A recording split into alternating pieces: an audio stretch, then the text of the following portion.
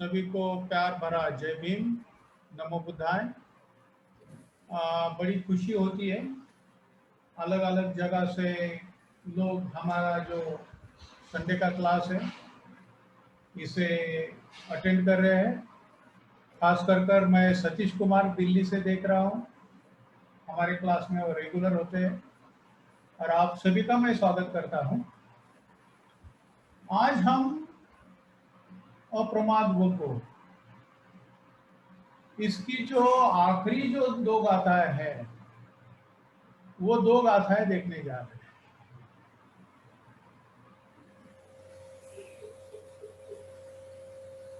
तो पहले हम ये जो दो गाथा है ये दो गाथाएं सुनेंगे और फिर उसी का जो विश्लेषण है वो मैं करूंगा।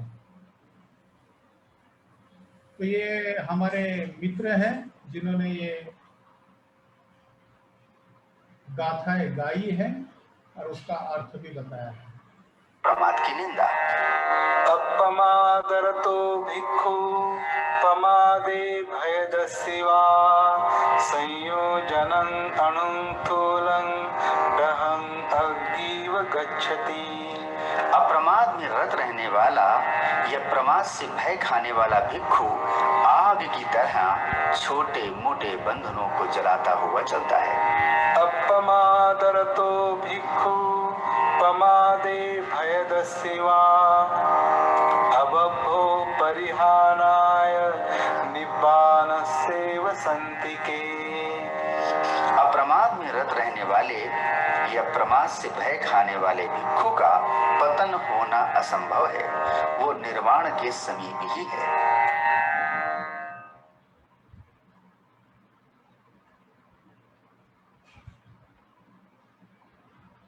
तो ये दो गाथाएं हैं।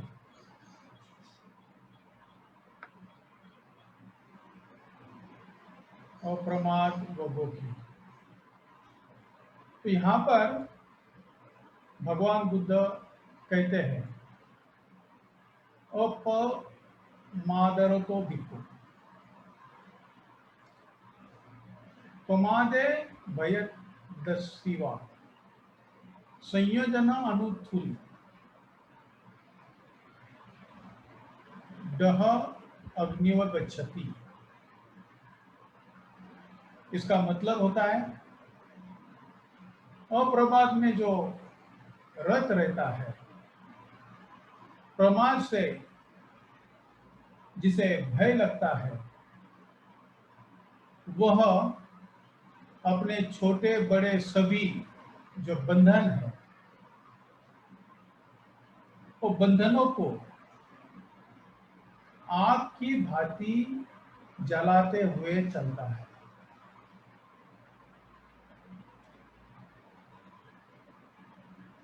तो जो भिक्खु है, bhikkhu who takes delight in mindfulness, जो भिक्खु जागृति में आनंद लेता है, उसमें रत रहता है और वो भयभीत होता है, डेंजर देखता है। ये जो डेंजर है ये लापरवाही, जिसे हम लापरवाही कहते हैं, उसमें वो भय देखता है। और ऐसा जो भिक्खु है ये छोटे बड़े जो संयोजन है, जो बंधन है, वो बंधनों को आग के भांति जलते हुए देखता है या तो उसे आगे चलता है। तो ये जो गाथा है, ये गाथा भगवान बुद्ध ने श्रावस्ती में दी है और ये गाथा के पीछे एक इवेंट, एक कथा है। जब भगवान बुद्ध श्रावस्ती में रहते थे उस वक्त एक भिक्खु आम्रवन में ध्यान करने के लिए चला जाता है। आम्रवन में वो ध्यान करने बैठता है, मगर उसका ध्यान नहीं लगता है। उसका मन भटक जाता है यहां वहां, वो ध्यान नहीं कर पाता है। और फिर ये भिक्षु अपनी जगह से उठता है और भगवान बुद्ध की तरफ आने के लिए निकलता है। भगवान बुद्ध उस वक्त गंधकुटी में रहते थे, श्रावस्ती।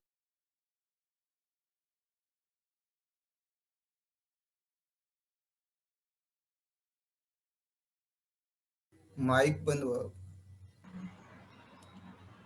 तो ये जो भिक्षु है, ये भिक्षु जेतवन में जहां पर भगवान बुद्ध रहते थे, उन्हें मिलने के लिए निकल पड़ता है।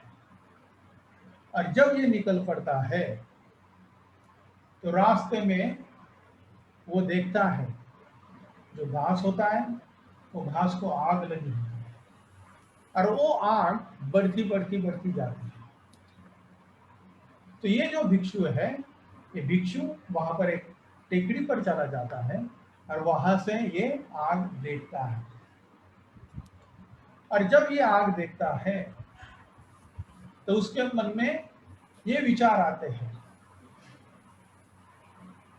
कि जो भिक्षु जागरूक है, अप्रमाद में रत है, जो लापरवाह नहीं करता है, ऐसा जो भिक्षु है, जिस ढंग से ये आग बढ़ती है तो सभी चीजों का वो नाश करती है, उसी ढंग से अगर भिक्षु अप्रमाद में रत रहता है, अगर वो जागरूक है,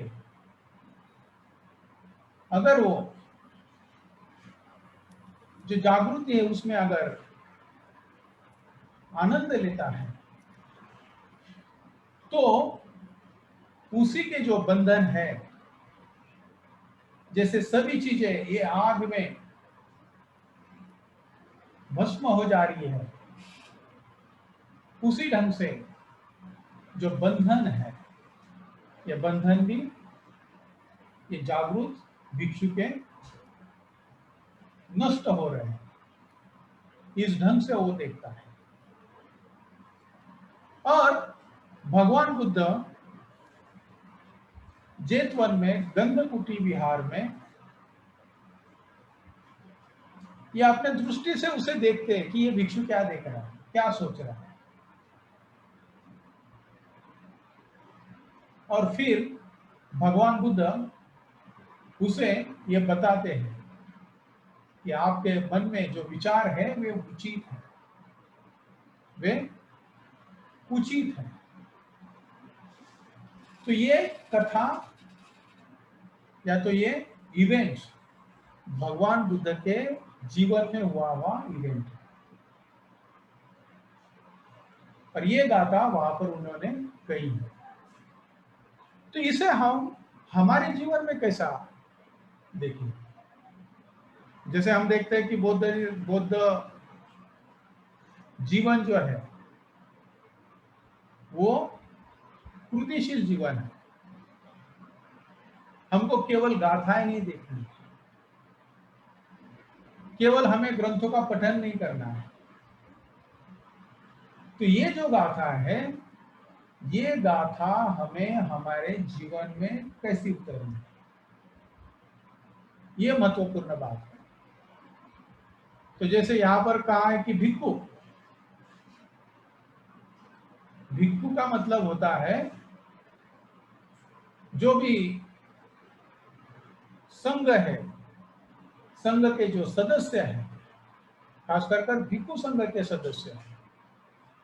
बट जहां तक हम देखते हैं, धम्म ये केवल भिक्षुओं के लिए नहीं है। भिक्षुओं के लिए तो है, पर धम्म ये सभी के लिए है। धम्म ये सभी के मुक्ति का मार्ग है। तो ये जो चीज है, हम भी भगवान बुद्ध के अनुयायी है, हम भी भगवान बुद्ध के मार्ग पर चलना चाहते हैं और हम भी भगवान बुद्ध ने जो मार्ग बताया है, जो दुख मुक्ति का मार्ग है, वो दुख मुक्ति के मार्ग का आचरण कर कर हम भी दुख मुक्त होना चाहते हैं। तो ये जो गाथा भगवान बुद्ध ने यहाँ पर कही है, वहां पर वो भिक्षु था, इसलिए भिक्षुओं से कही है। अगर वहां पर गृहस्थी रहता था तो गृहस्थी के लिए बोली होती। तो ये अगर गाथा है, अगर इसे हम जीवन में कैसे ला सकते, तो इसमें महत्वपूर्ण बात कही है, अप्रमाद में रत रहना, अप्रमाद में रुचि लेना, टेक्स डिलाइट इन माइंडफुलनेस, जागृति में आनंद लेना है। तो हम अगर जागृति में जागरूक होते हैं, अगर हम जागृति की जिंदगी जीते हैं, तो उसमें एक आनंद है, उसमें एक आनंद है, और जो आनंद हम लेना चाहते हैं। तो ये जो जागृति का जो आनंद है, जागृति का आनंद है, ये जागृति पाने के लिए हम ध्यान करते हैं।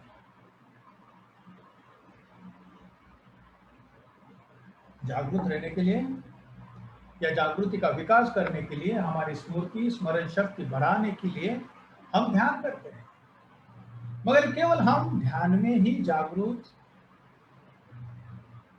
रहना आवश्यक नहीं है। केवल ध्यान में ही नहीं, तो हमने जीवन में भी जागरूक रहना है। और अगर हम जिंदगी में जागरूक रहते हैं, वो जागृति में अगर हम रुचि रखते हैं, जो भी चीज हम कर रहे हैं वो जागृति से करते हैं, तो उसमें हमें आनंद मिलता है, उसमें हमें आनंद मिलता है। तो जो भी चीज हम करते होंगे, हम कैसे बैठे हैं, हम कैसे सोते हैं, हम खाना कैसे खाते हैं, हम चलते कैसे हैं, हम बातें कैसी करते हैं, कौन सी बातें करते हैं, हमारी मनोअवस्था कैसी है, हमारा शरीर कैसा है, हमारी भावनाएं कैसी है, जिस वातावरण में हम रहते हैं वो वातावरण कैसा है, और जिन लोगों के सानिध्य में हम रहते हैं वो लोग भी कैसे हैं, ये सभी के प्रति अगर हम जागरूक रहते हैं, धम्म के प्रति जागरूक रहते हैं, हमारे संवेदना के प्रति अगर जागरूक रहते हैं, तो हम जो रुचि लेते हैं जागृति में, इससे एक नया उत्साह आता है हमारे जीवन में। जो भी चीज अगर हम करते हैं उसमें हम पूरी ढंग से एकाग्र हो जाते हैं, उसमें रुचि लेते हैं, उसमें पूरी एनर्जी डालते हैं, तो उसमें एक आनंद आता है, एक भीतरी आनंद आता है। उदाहरण के तौर पर अगर आप देखते हैं, कोई पेंटर हो, कोई शिल्पकार हो, अगर वो पेंटिंग करते वक्त पूरा एकाग्र हो जाता है और सब कुछ हो जाता है, उसकी जो एकाग्रता है वो पूरी लग जाती है। शिल्पकार भी हो, उसकी पूरी एकाग्रता लग जाती है। बाबा साहब के जीवन का जो प्रसंग है, नानक चंद रत्तू के साथ, बाबा साहब पूरी रात किताब पढ़ रहे थे और रात को उन्होंने कहा था नानक चंद रत्तू को कि घर चले जाओ। नानक चंद रत्तू घर चले जाते हैं, दूसरे दिन चले आते हैं, और बाबा साहब उसे कहते हैं कि अभी तक तू गया नहीं गया। तो बाबा साहब भी पूरे एकाग्र हो चुके थे। तो यही बात है, अगर हम जागरूक है, अगर हम माइंडफुल है, और हम उसमें रुचि लेते हैं तो हम एकाग्र हो जाते हैं, एक भीतरी आनंद निर्माण हो जाता है जो हमें ध्यान में भी आता है। मगर ये जो चीजें हैं इसमें भी हम आनंद ले सकते हैं। तो जो भी चीज हम कर रहे हैं वो पूरी अगर जागरूकता से करते हैं, पूरी पैशन से करते हैं, एकाग्रता से करते हैं, हमारी पूरी जो एनर्जी है वो उसमें अगर लगाते हैं तो उसमें भी हमें आनंद मिलता है, एक सुख मिलता है, एक भीतरी सुख मिलता है। जैसे ध्यान की अवस्था में कहा जाए तो उसे कहते हैं जैसे झरना होता है, जिंदा झरना। ये जिंदा झरने में क्या होता है, वो जो झरना है अंदर से आता है, उसका पानी शुद्ध होता है, नीचे से अंदर से झरना आता है कुएं में। उसी ढंग से अगर हम जो भी चीज करते हैं जागरूक रहते हैं, अप्रमाद में रुचि लेते हैं, तो हमारा भीतर का जो आनंद है वो बाहर आता है। और वो जो आनंद है वो आनंद हम ले सकते हैं। इसीलिए हमें अप्रमाद में रत रहना है, हमें टेक डिलाइट्स इन माइंडफुलनेस, ये चीज करनी है। और जब हम ये चीज करते हैं, प्रमाद में अगर हम भय रखते हैं, प्रमाद में अगर हम भय रखते हैं तो जो संयोजन है छोटे हो या बड़े, ये संयोजों पर हम मात कर सकते हैं। जिस ढंग से उस भिक्षु ने देखा, जो पहाड़ी थी जिस पर वो जाकर देखता है कि जो गवत है, जो ग्रास है वो पूरा जल रहा है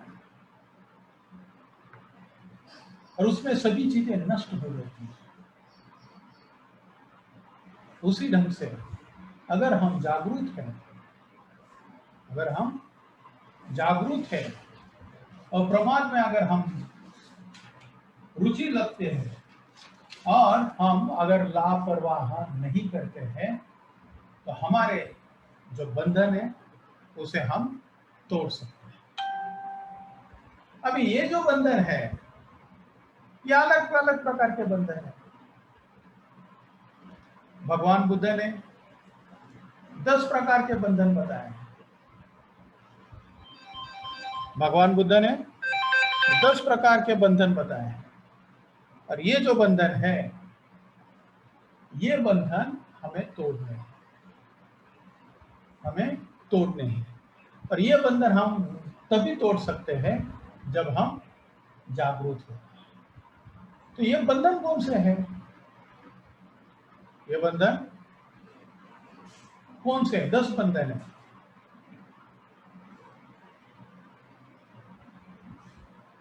जो 10 बंधन तोड़ने के बाद हम अरहंत बन जाते हैं। ऐसे 10 बंधन है। पहला बंधन है सत्ता दिखी, दूसरा बंधन है विचिकित्सा, तीसरा बंधन है शीलवत परामर्श, चौथा है कामराग, पांचवा है व्यापार, छठवां है रूप राग, सातवां है अरूप राग, आठवां है मान, नौवां है उदुच्च मीन्स रेस्टलेसनेस, अस्वस्थता, और 10वां है अविद्या। तो ये 10 बंधन है और ये 10 बंधन हमें तोड़ना है। अब ये विस्तृत में हम सभी बंधन नहीं देख सकते, मगर पहले 3 तो देख सकते हैं। तो पहला है सत्काय दिट्ठी। पहला बंधन है सत्काय दिट्ठी। सत्काय दिट्ठी का मतलब होता है न बदलने की प्रवृत्ति। हमारा जो दृष्टिकोण होता है वो दृष्टिकोण फिक्स होता है, और यही जिंदगी में प्रॉब्लम करता है। हम सभी चीजें फिक्स देखते हैं, हम ये देखते नहीं कि सभी बदल रहा है।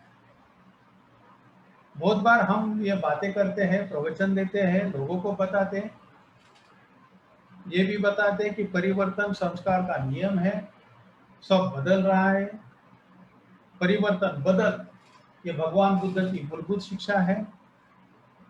ये होते हुए भी हमारे दृष्टिकोण फिक्स होते हैं। हम चीजें या लोगों को बदलते हुए नहीं देखते।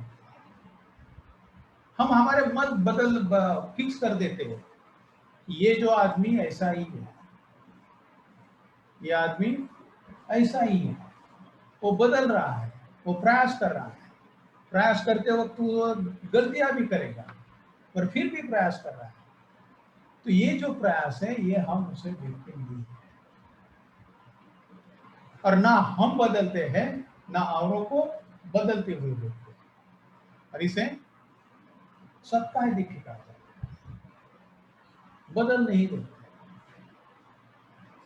माँ अपना बच्चा कितना भी बड़ा हो, उसकी शादी भी हो, फिर भी उसे अपना बच्चा ही लगता है।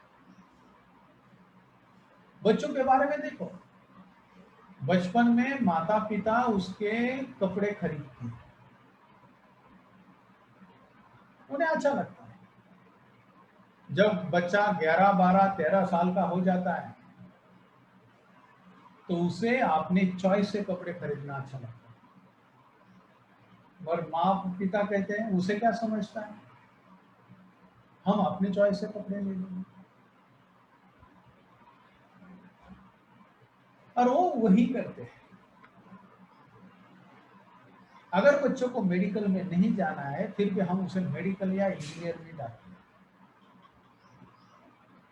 उसकी रुचि क्या है वो हम नहीं जानते। तो हमने हमारे जो दृष्टिकोण है वो फिक्स करके रखते हैं। हम हमारे दृष्टिकोण फिक्स करके रखते हैं। घर के काम केवल औरतों नहीं करना है, बर्तन मांजना, घर की सफाई करना, कपड़े धोना, ये बहुत सारे पुरुष काम नहीं करते। अगर भी उनके पास वक्त हो मगर ये काम हम नहीं करते। ये भी हमारा फिक्स दृष्टिकोण है। हम इक्वालिटी की बातें करते हैं, बाबा साहब ने हमें समता बताई, मगर अगर हम हमारे दृष्टिकोण अगर हम देखते हैं तो हमारे दृष्टिकोण अभी भी वैसे ही पुराने हैं। हमारे दृष्टिकोण बदले नहीं है। अभी भी हम टॉयलेट साफ नहीं करते हैं, क्योंकि टॉयलेट साफ किसने करना ये हमने फिक्स किया है। भारत की जो जातीयता है, ये भारत की जातीयता ने ये फिक्स किया है कि टॉयलेट किसने साफ करना है, ये मेरा काम नहीं है।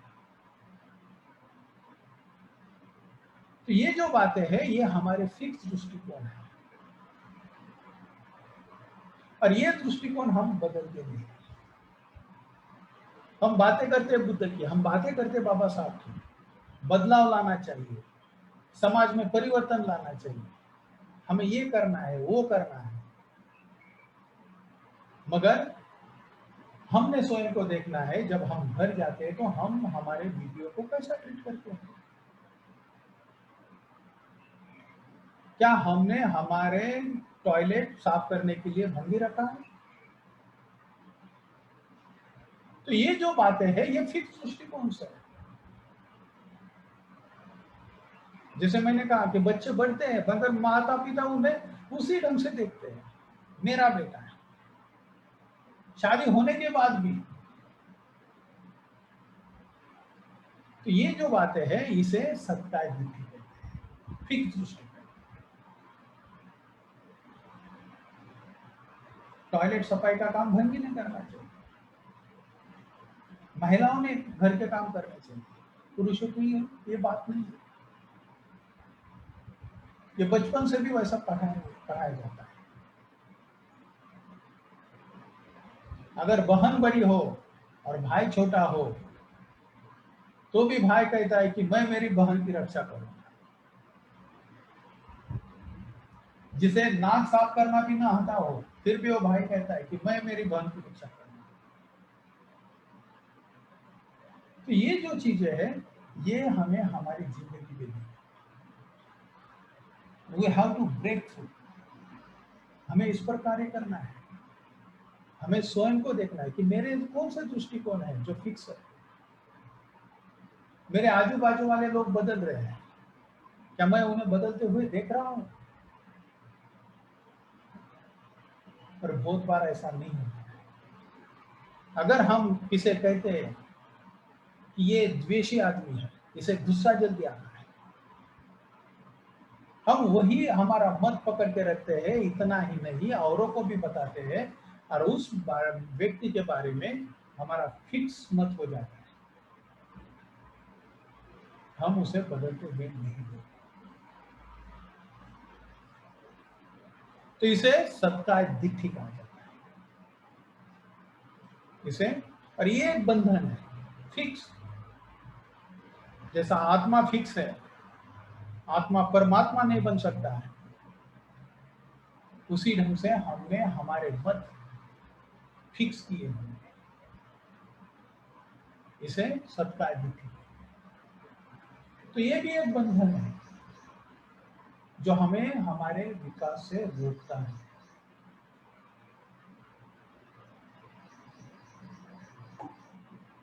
दूसरा बंधन है विचिकित्सा, शंका कुशंका। शंका कुशंका तो हमारा स्वभाव है, हम शंका लेते हैं। अगर हमें स्पष्टता नहीं है तो हमें पूछना चाहिए, हमारे शंका का विरोधन करना चाहिए, क्लैरिटी लेना चाहिए। मगर हम बहुत बार विश्वास नहीं रखते, विश्वास नहीं रखते।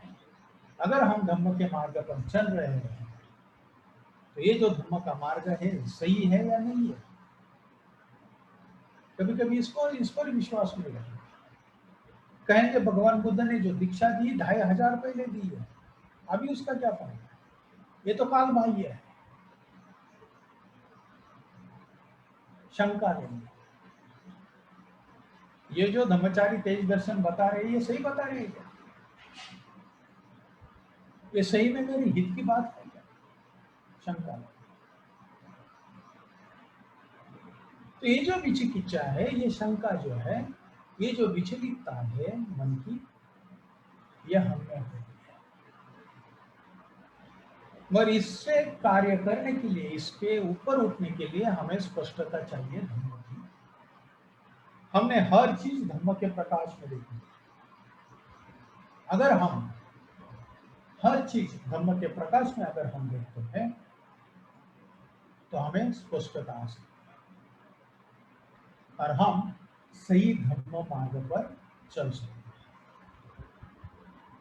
तो ये दूसरा बंधन है विचिकित्सा। शीलवर्त परामर्श, कुछ चीजें हम बार बार करते हैं, करना है इसलिए, और उसमें ही अटक जाते हैं, उसी में ही अटक जाते हैं।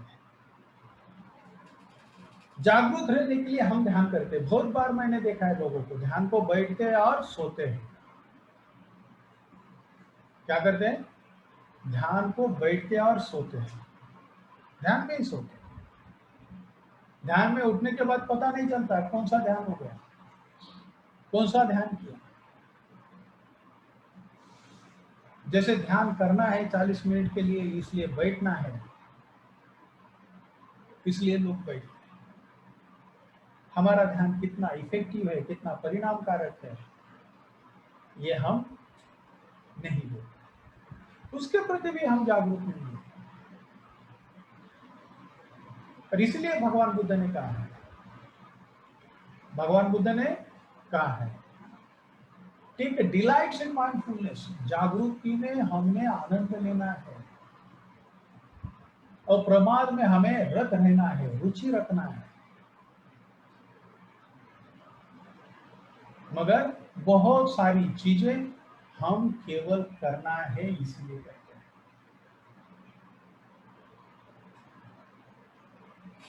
संडे चलो बिहार में जाएं, क्रिश्चियन लोग चर्च में जाते हैं, मुस्लिम लोग फ्राइडे को नमाज करते हैं, हिंदू लोग हर रोज सुबह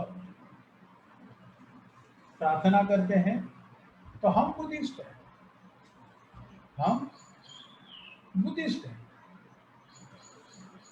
तो हम भी संडे बिहार में जाना आवश्यक है। तो ये जो बातें हैं, संडे में बिहार में जाना आवश्यक है, उसकी अच्छी भी चीजें हैं, मगर उसे केवल हमने एक रूल करके नहीं देखना है, उसे हमने केवल एक रूल्स करके नहीं देखना चाहिए, उसका जो बेनिफिट्स है वो होना चाहिए। और हम धर्मचारियों ने भी सोचना पड़ेगा कि संडे ठीक है, हम धम्म क्लासेस अरेंज करते हैं, संडे को हम शिविर आयोजित करते हैं, वो करना तो आवश्यक है, मगर वो कितना इफेक्टिव है ये भी हमें देखना आवश्यक है। हम पूजा करते हैं, पूजा का मतलब क्या है, उसका अर्थ क्या है, और वो सही में हमारे भीतर जा रहा है क्या है, केवल हम चांटिंग कर रहे हैं, ये भी हमें देखना आवश्यक है। अगर केवल चांटिंग हो तो उससे वातावरण की निर्मित होती है। जब हम गाथा पठन करते हैं तो हमारा हार्ट भी वाइब्रेट होता है, वो भी रिलैक्स होता है। जब हम चांटिंग करते हैं तो हमारी श्रद्धा बढ़ती है, पर सही में जब हम उसमें एंगेज हो जाएंगे तो उसमें और भी रुचि आएगी, उसमें और भी आनंद आएगा। तो हमें ये सभी चीजें देखना है कि हम ये करने के लिए है, नहीं कर रहे हैं, ये हमारी जिंदगी में परिवर्तन लाने के लिए यूजफुल है, इसीलिए हम कर रहे हैं। अगर उस ढंग से अगर हम करते हैं तो उसका हमें फायदा है, नहीं तो केवल करना है इसलिए करना है ये नहीं, उसका हमें फायदा नहीं है। तो ये भी चीजें हमें देखना आवश्यक है। और इसीलिए भगवान बुद्ध ने कहा है, टेक डिलाइट्स इन माइंडफुलनेस, और प्रमाद में रत रहो, उसमें रुचि ले। जो लापरवाही है, जो लापरवाही की जिंदगी मत जियो। अगर ऐसे अगर आप जीते हैं तो हमारे जीवन के जो बंधन है, जो संयोजन है, उसे हम तोड़कर फेंक सकते हैं। जिस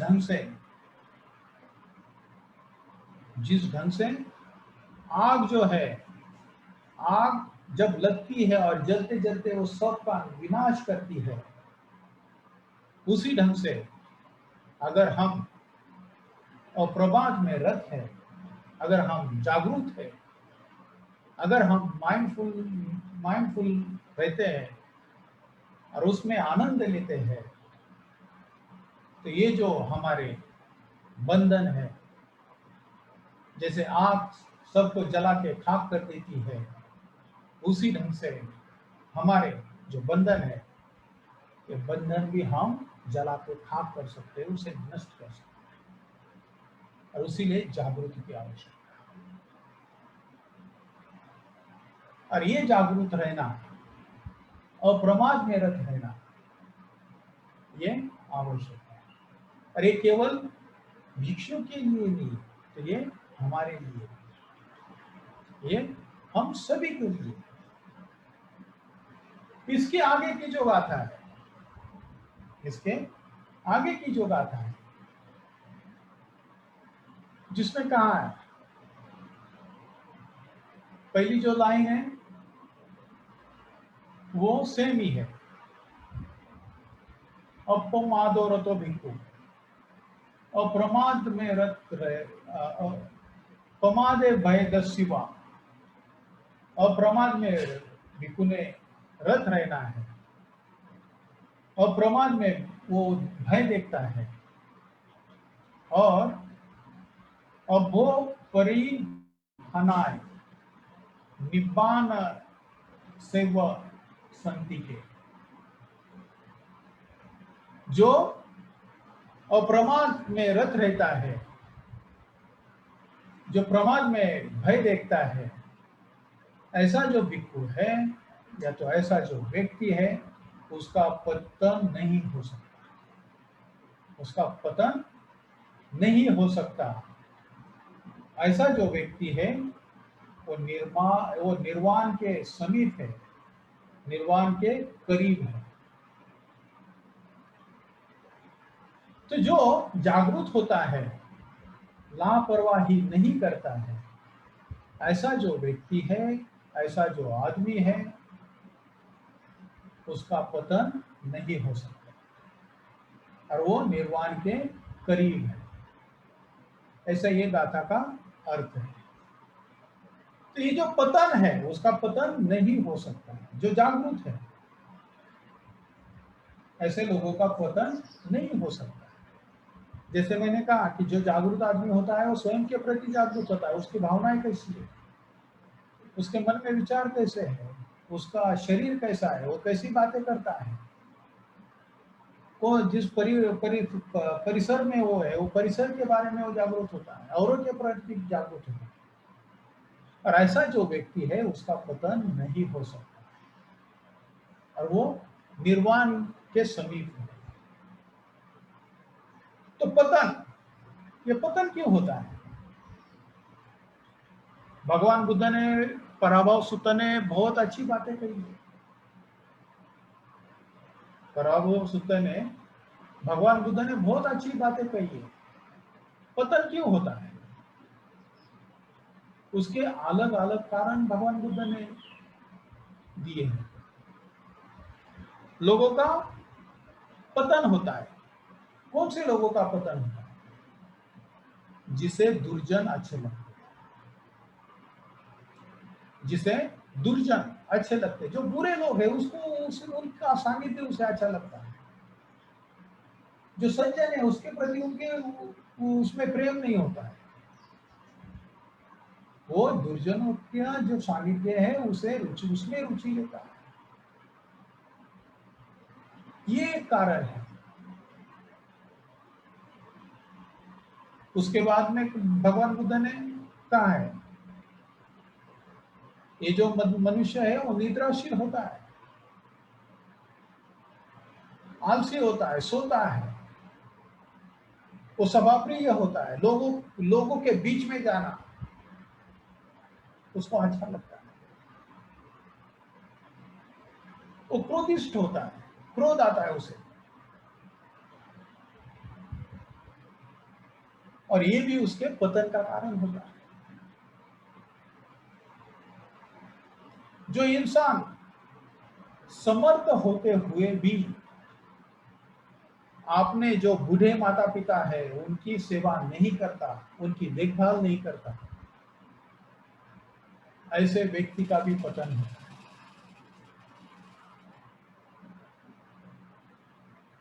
जो व्यक्ति,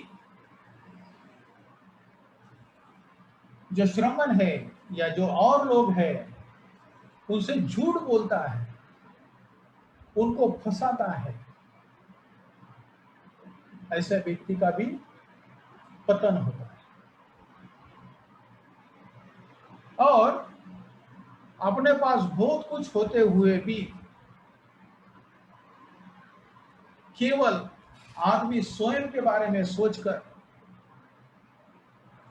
केवल अकेला ही खाता है, औरों को बांटता नहीं है। ऐसा जो व्यक्ति है उसका भी पतन होता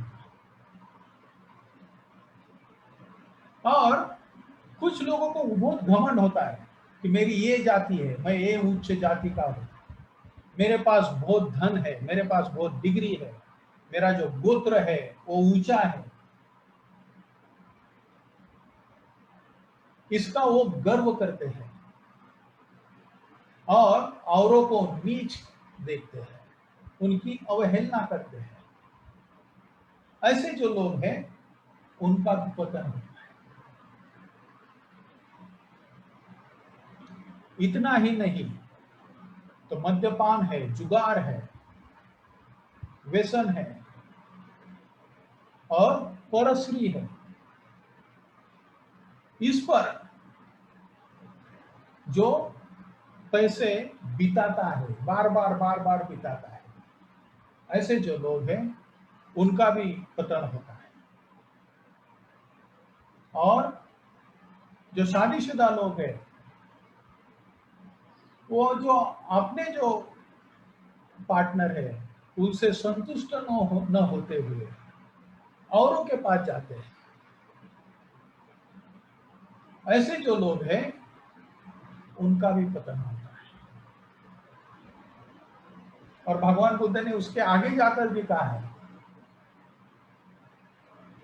कि जो पुरुष वयस्कर है, ऐसा जो वयस्कर व्यक्ति है वो तरुण स्त्री के साथ शादी करता है, तरुण स्त्री के साथ शादी करता है और उसे नींद नहीं आती है, वो भी पतन का कारण है। इतना ही नहीं तो आगे जाकर भगवान बुद्ध कहते हैं जो मनुष्य दूरव्यसनी और जिसका कंट्रोल नहीं है स्वयं के ऊपर, खर्चा कहां करना चाहिए और काम नहीं करना चाहिए, ऐसे लोगों को अधिकार देते हैं। और ये भी कारण होता है पतन का।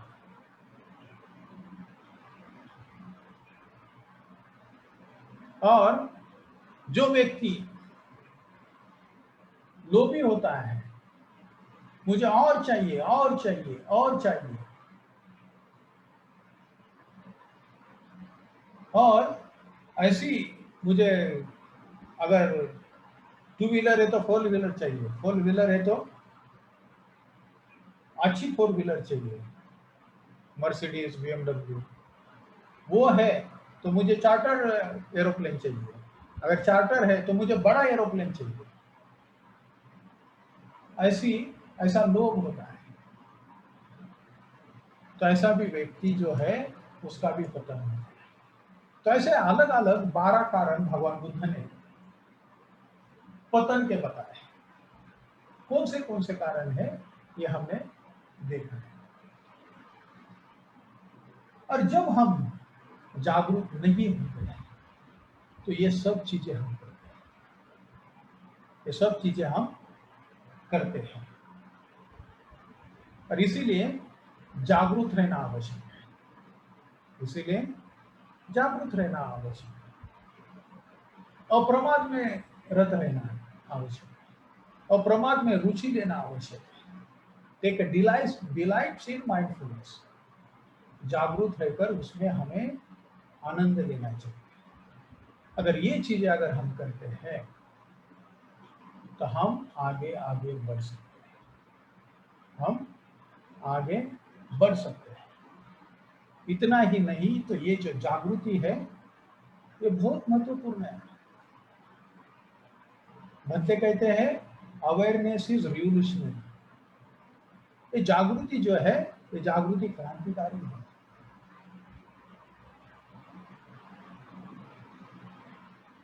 ये जागृति क्रांतिकारी है।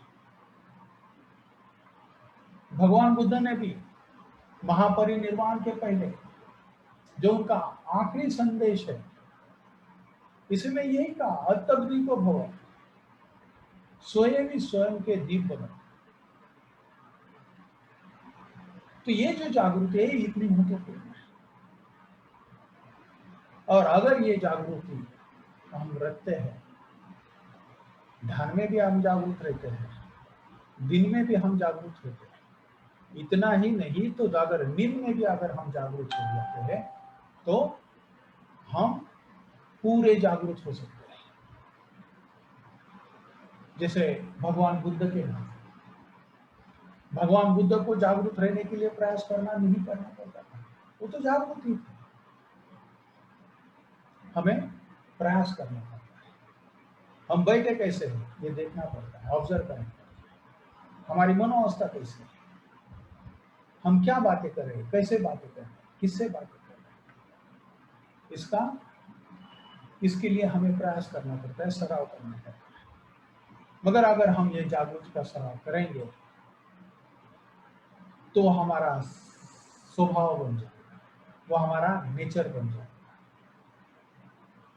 धर्माचरण करना यह हमारा नेचर बन जाएगा, हमारा स्वभाव बन जाएगा और हम सजगता पूर्वक को कर पाएंगे। और ये तब होगा जब हम अप्रमाद में रत रहेंगे, हम जागृति की जिंदगी जिएंगे और जागरूक रहने के लिए हम प्रयास करें। अगर हम करते हैं तो जैसे भगवान बुद्ध ने कहा है, जो आग है वो सभी को जलाती है, सभी को जलाती है, नष्ट करती है। उसी ढंग से अगर हम जागरूक हैं,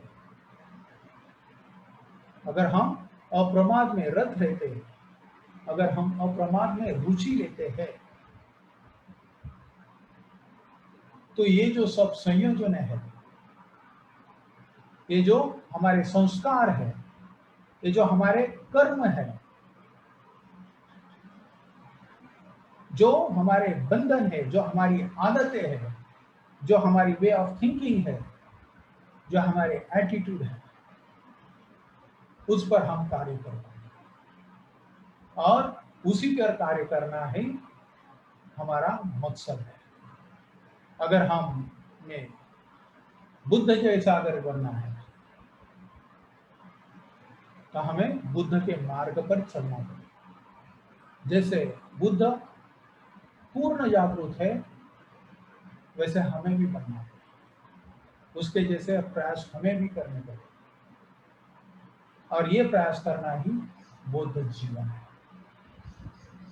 तो मैं चाहता हूं कि हम सभी लोग इसके लिए प्रयास करेंगे, बुद्ध बनने की कोशिश करेंगे।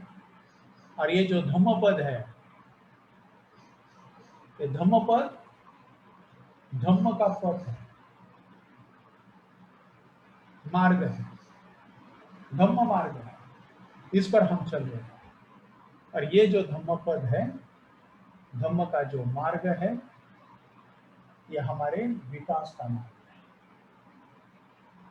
जिस पर हम चलना चाहते हैं, जिसमें हम कृति करना चाहते हैं, कृति में उतरना चाहते हैं और हम स्वयं का विकास करना चाहते हैं।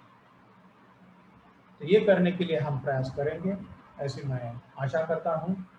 और आज का जो प्रवचन है यहीं पर मैं संपन्न करता हूँ।